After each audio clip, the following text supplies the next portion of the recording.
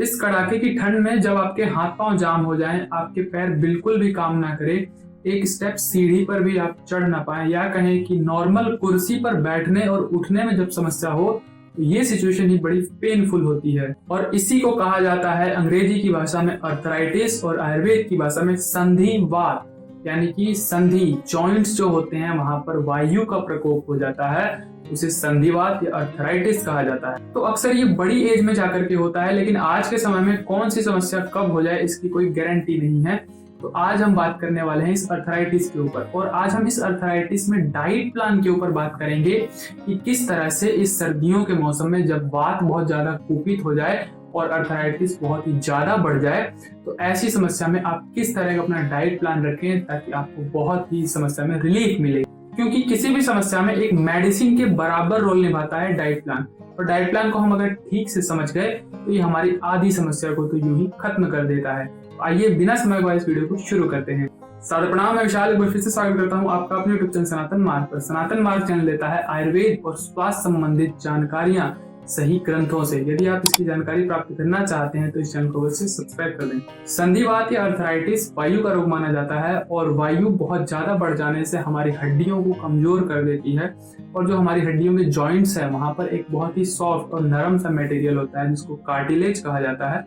धीरे धीरे ये घिस जाता है कमजोर होकर के, और फिर हड्डियां आपस में रगड़ने लगती हैं, वहां स्वेलिंग हो जाती है, सूजन हो जाती है, तो जिसके कारण ये समस्या बहुत अधिक हो जाती है। और सर्दियों में ये समस्या अक्सर बढ़ जाती है, क्योंकि सर्दियों में वायु का कोप और बढ़ जाता है, यानी कि ठंड के कारण वायु और ज्यादा बढ़ जाती है, जिसके कारण हमारे जॉइंट्स और स्टिफ हो जाते हैं, वहां पर सूजन हो जाती है और पेन होता है, वहां पर दर्द बहुत ज्यादा होता है। तो एक बात तो समझ में आ गई कि यहाँ पर वायु को हमें बैलेंस करना है। और साथ ही साथ अर्थराइटिस में क्या होता है कि शरीर धीरे धीरे कमजोर होता है, यानी कि वजन घटता चला जाता है। सबसे पहले ये समस्या वजन घटने से ही शुरू होती है, फिर धीरे धीरे हड्डियां स्टिफ होती हैं, यानी कि दर्द नहीं शुरू होता, जकड़ने लगती हैं, जॉइंट्स हमारे जाम होने लगते हैं, फिर धीरे धीरे दर्द शुरू होने लगता है। और उसको ध्यान में रखते हुए यहाँ पर ऐसी डाइट हमें लेनी है जो वायु को भी कंट्रोल करे और शरीर के वजन का भी ध्यान रखे, बॉडी की स्ट्रेंथ का ध्यान रखे, यानी कि बॉडी के अंदर किसी प्रकार की जो कमी हो रही है उसको पूरा करता रहे। अगर अनाज की बात करें तो अनाज में हमें मिलेट्स का खास करके ध्यान रखना चाहिए, यानी कि मिलेट्स का सेवन हमारे लिए बहुत ही अच्छा रहता है,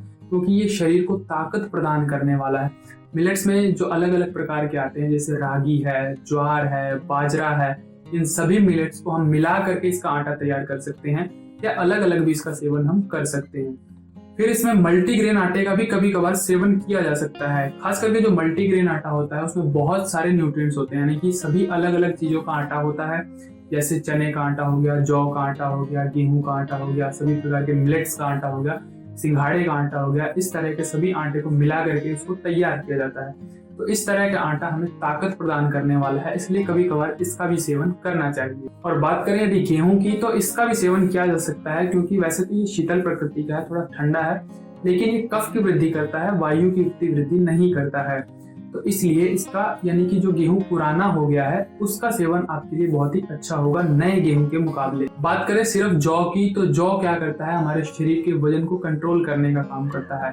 थोड़ी बहुत ताकत तो देता है, लेकिन शरीर का वजन ये कम करता है, फैट को कम करता है शरीर से, क्योंकि वृक्ष प्रकृति का माना जाता है। तो थोड़ी बहुत वायु की वृद्धि भी करता है, इसलिए जौ का आटा इसमें उतना सेफ नहीं है, क्योंकि पहले से ही अर्थराइटिस वालों का वजन बहुत ज्यादा कम होता है, और फिर आगे और वजन कम हुआ तो दिक्कत हो जाएगी। इसलिए जौ का आटा, मक्के का आटा, ये सभी इनके लिए उतने अच्छे नहीं माने जाते। फिर यदि दालों की बात करें तो अक्सर दालें रुक्ष प्रकृति की होती हैं, रूखे स्वभाव की होती हैं, वायु को बढ़ाने वाली होती हैं। लेकिन यहाँ पर मूंग की दाल, इनका यूज भी कर सकते हैं। मूंग की धुली हुई छिलके वाली दोनों ही दालों का प्रयोग कर सकते हैं। साथ ही साथ कुल्थी की दाल का सेवन, थोड़ी उष्ण प्रकृति की है, बवासीर इत्यादि के लिए काम में ली जाती है, तो कुल्थी की दाल का सेवन यहाँ पर किया जा सकता है। और बाकी जो दालें हैं, छोला, चना, उड़द, राजमा, ये सभी दालें इनके लिए उतनी अच्छी नहीं है। कुछ तो इनमें से भारी हैं, कुछ ड्राई हैं, यानी कि रुक्षता पैदा करने वाली हैं। उड़द इत्यादि भारी और गर्म दालें हैं, तो ऐसी दालों का उपयोग उतना अच्छा नहीं माना जाता। मूंग का और कुल्थी का, ये दो दाल बेस्ट है। कभी कभी अरहल, तुअर की दाल ये प्रयोग कर सकते हैं। फिर अगर सब्जियों की बात करें तो इसमें लौकी, तोरई, परवल, ऐसी सभी सब्जियों का सेवन किया जा सकता है। करेले का भी सेवन किया जा सकता है। लौकी, तोरई इत्यादि सब्जियों को हम अच्छे से हींग इत्यादि में, या कहें कि मेथी इत्यादि में तड़का लगा करके सेवन करें तो ये और भी अच्छा है हमारे घुटनों के लिए या अर्थराइटिस के लिए।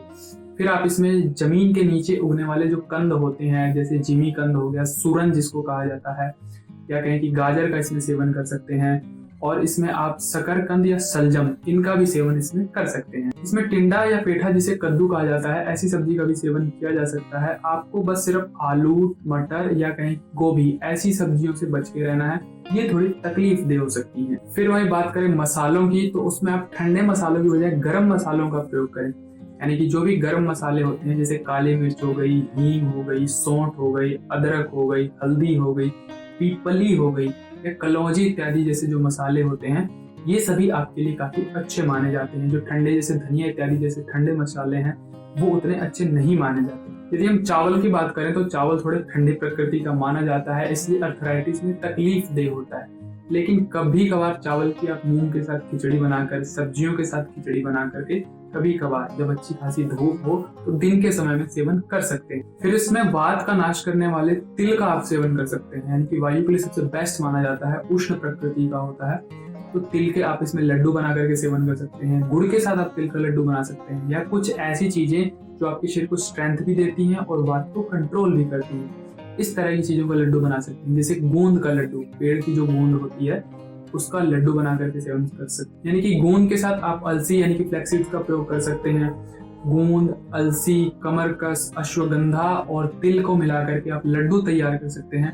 इस तरह से तैयार हुए लड्डू आपके अर्थराइटिस में काफी कारगर रहते हैं। अगर फ्रूट्स की बात करें तो जो जॉइंट्स को स्टिफ करते हैं, स्वेलिंग को बढ़ाते हैं, दर्द को और बढ़ाते हैं, ऐसे फलों को छोड़ करके बाकी फलों का सेवन आप कर सकते हैं। जैसे कि केला का विशेषकर आपको परहेज करना है, क्योंकि केला आपकी स्वेलिंग भी बढ़ाएगा, आपके पेन को भी ये बढ़ाने वाला है। तो इस तरह से केले का सेवन आप बिल्कुल भी ना करें। बाकी पपीता, चीकू, अनार, मौसमी संतरा, ऐसे सभी फलों का सेवन आप कर सकते हैं, लेकिन रात्रि के समय भी इसको नहीं सेवन करना है, या जिस समय बादल लगे हों, मौसम बहुत ही ठंडा हो, ऐसे समय में भी इसका सेवन ना करें।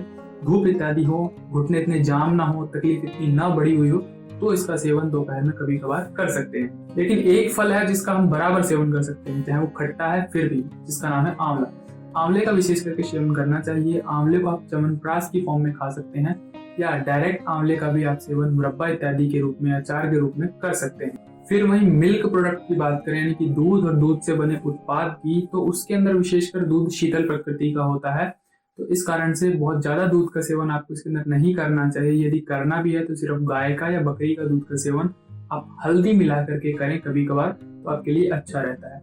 मिल्क प्रोडक्ट में आपके लिए सबसे बेस्ट सिर्फ इसके अंदर घी रहने वाला है। घी जो है खास करके वात का नाश करने वाला है, आपकी बॉडी में स्ट्रेंथ बढ़ाने वाला है और जॉइंट्स को स्मूथ बनाने वाला है।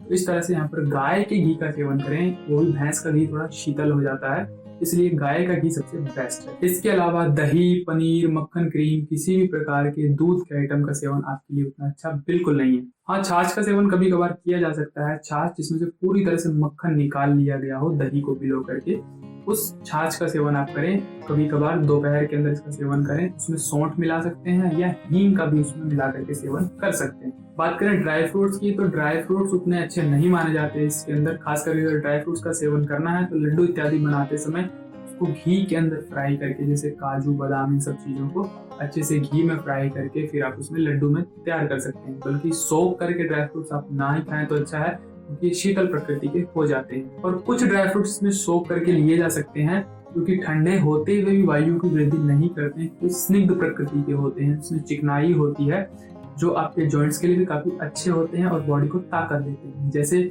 आप इसमें अंजीर और मुनक्का और साथ ही साथ खजूर का भी इसमें सेवन कर सकते हैं। तीनों को आप सोक करके रात में पानी में भिगो करके इसका सेवन कर सकते हैं। जरूरी नहीं कि एक ही दिन तीनों खाना है, अलग अलग एक डाइट प्लान बना करके रखें और अलग अलग इनका सेवन करें। अगर ऑयल की बात करें तो विशेषकर जो तिल का तेल है इसके अंदर सबसे बेस्ट माना जाता है। तिल का तेल में खाना बनाएं, अलसी के तेल में भोजन तैयार करें।